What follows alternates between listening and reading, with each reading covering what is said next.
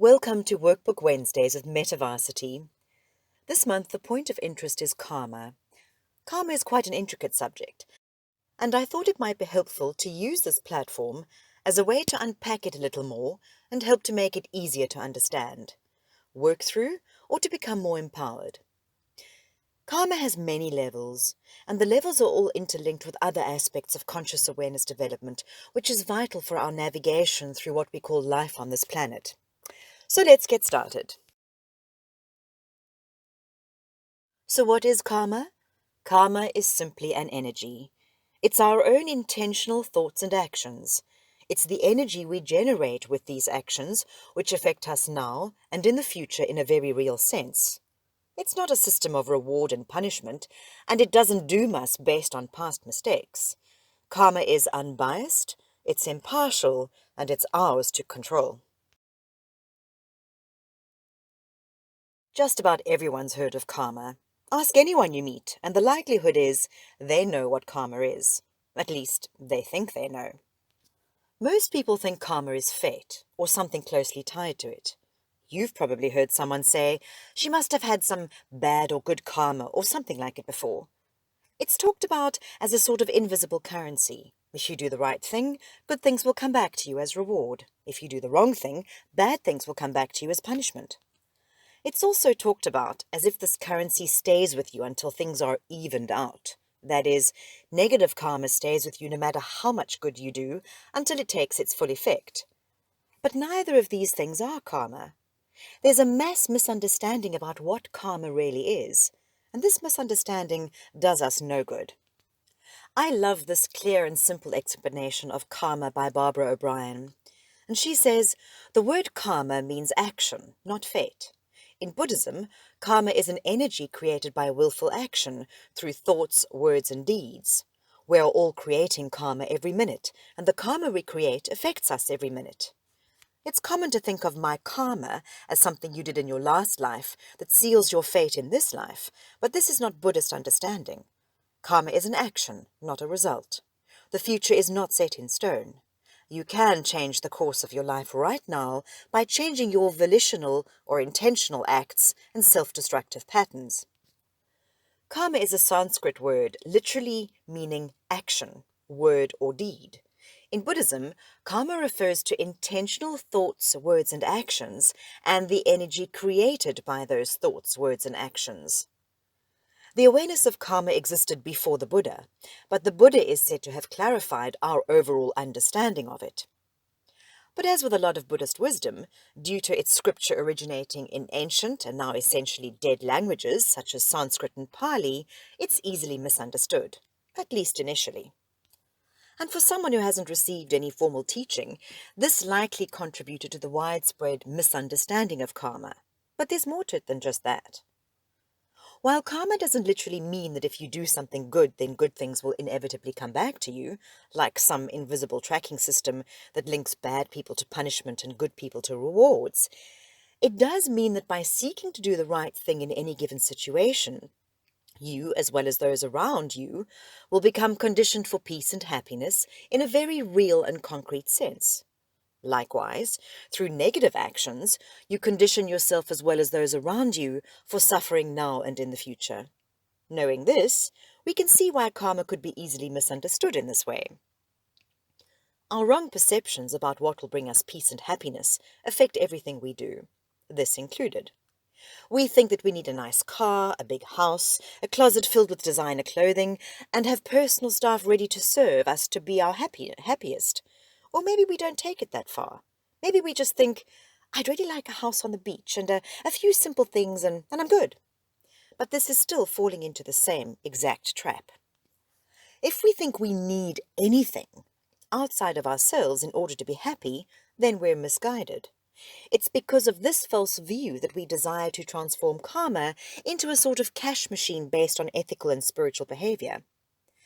But if we arise at the understanding that all we really need is to live deeply in the present moment with mindfulness and discover our true nature in order to find the peace and joy we starve for, then we'll be able to detach ourselves from this false view. Think of karma as an energy you're creating in every moment. Every intentional action and thought generates karmic energy, and this energy is felt by us every minute of every day.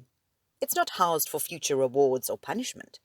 By doing the wrong thing, you condition the mind for anger, discontent, dissatisfaction, and the like. By doing the right thing, you condition the mind for peace, joy, harmony, and the like. These qualities, typically referred to as mental formations in Buddhism, are like flowers and the seeds they sprout from. When we're born, anger, discontent, dissatisfaction, peace, joy, harmony, as well as dozens of other mental formations are born in us. See these mental formations, these future emotions, feelings, qualities, as seeds. Now imagine these seeds resting in the garden of your mind, your consciousness, constantly being either watered or neglected based on your intentional thoughts and actions. Depending on what thoughts, words, or actions you have, speak, or take, you either water the bad seeds or you water the good seeds. These seeds eventually grow into buds, and each time you water one of these buds, they grow. If you water one of these buds enough, they'll blossom into a flower, a powerful positive or negative force in your life. But it also works the opposite way. If you neglect and refrain from watering a flower, it will wilt and eventually shrink back to a bud or die completely. And as long as you don't water the bud, it won't grow. The energy we give to these flowers is our karmic energy. By living with mindfulness, we can observe this karmic energy which has conditioned our minds over the course of often many years and begin to change how we act and react in our daily lives. Mindfulness gives us the ability to choose which flowers we water and which we don't. Without mindfulness, we don't have the ability to see ourselves clearly enough to make these distinctions. Mindfulness shines a light on the garden of our mind and allows us to take hold of our lives. So in order to use karma as a force for our own personal and spiritual development, a force for great good, you need only shine the light of mindfulness on your life in order to identify your karmic energy and work to heal any karmic energy holding you back.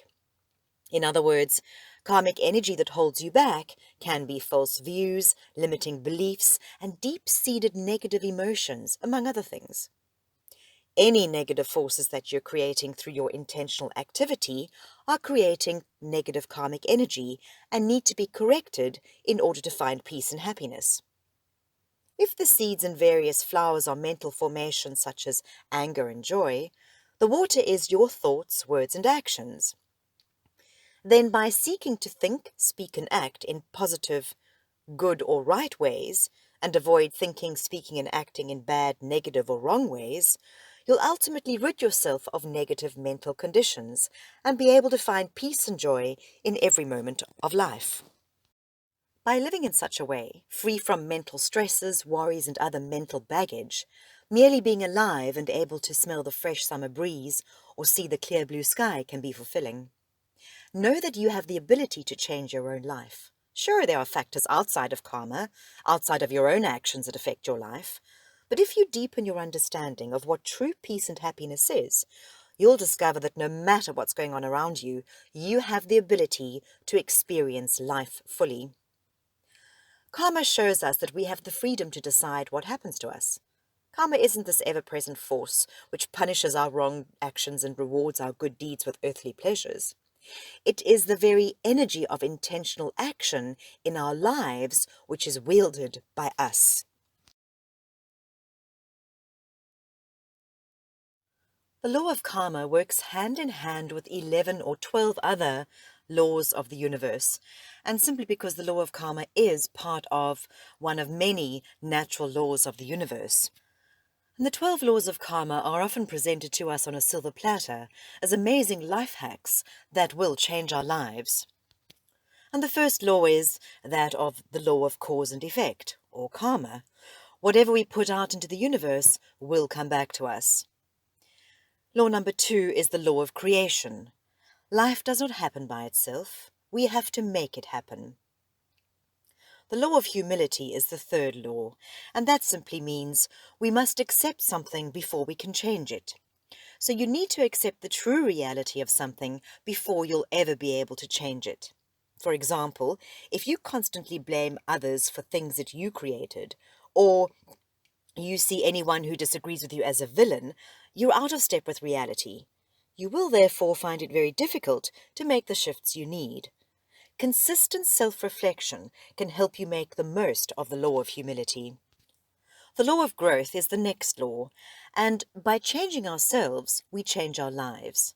So the message here is that you need to expect a change of yourself before you expect it of the world around you, or indeed, the people in the world around you. Ultimately, you only have control over yourself. Therefore, it is how you use this control that shapes how the universe responds to you. So focus on your development before trying to control or change others. Let them come to their own conclusions about what needs to change. The fifth law is the law of responsibility.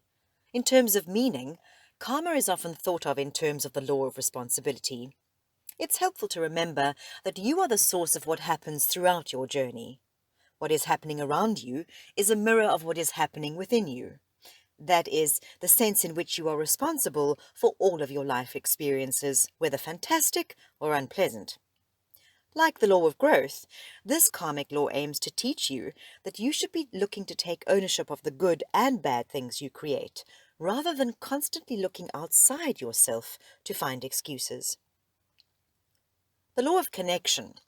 This law emphasizes the interconnected nature of the past, present, and future, and reminds us that our control over the present and future can help us to obliterate the bad energy of the past, whether it is from our current life or a previous life. Another point made by the law of connection is that it takes time to redress karmic wrongs from the past. However, each small step can have unexpectedly powerful effects. The law of focus. We cannot think of two different things at the same time, so no more multi-thinking. The law of giving and hospitality. Our behavior should match our thoughts and actions. Law number 9, the law of here and now. We cannot be present if we are looking backward. If you cling too hard to past feelings, experiences, and beliefs, you will always have one foot in the past. Likewise, if you focus on anxiety or on greed, you will always have one foot in the future. Following the law of here and now means reminding yourself that the present is all you really have and that it is there to be fully engaged with and enjoyed. The law of change simply means history repeats itself until we learn from it and change our path. The next law is the law of patience and reward, and it really just translates to the most valuable rewards require persistence. The last law, law number 12, is the law of significance and inspiration. And this means that rewards are a result of the effort and energy we put into it. This particular aspect of karma stresses that every contribution you make will influence the whole, however small or great that contribution may be. Whenever you make creative, loving contributions to the world around you, your act inspires similarly positive behavior from others and attracts more positivity back into your life. You may not always feel significant, but you always are. Without your presence, the energy of the universe would be fundamentally altered. The ego feeds itself on our belief systems. Most of our belief systems have been handed to us by our genetic lineage, formative experiences as children, and karmic patterning.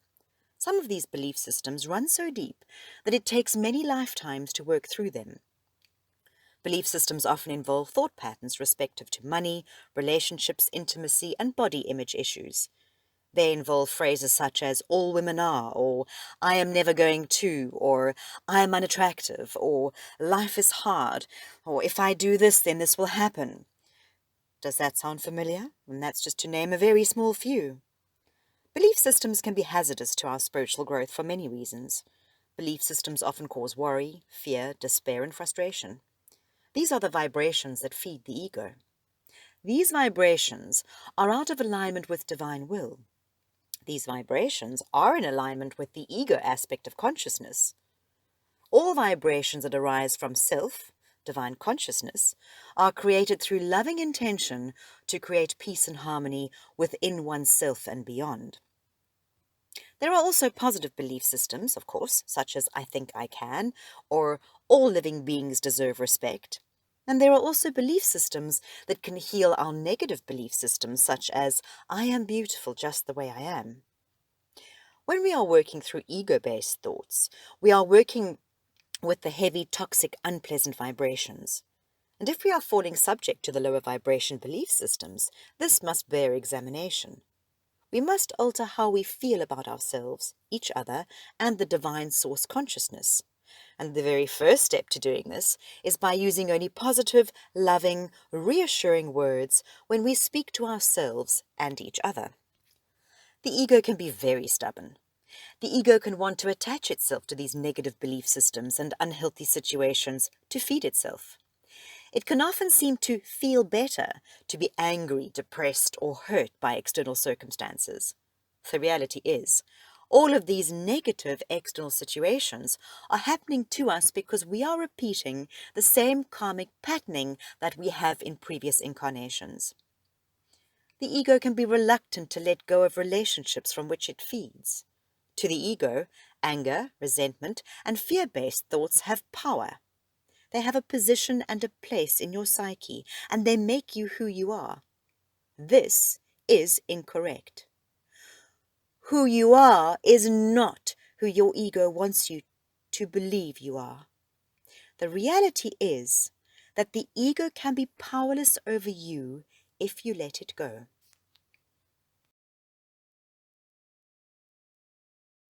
There is a link below to a great meditation to quiet down the ego and to let it go in order to discover who you truly are.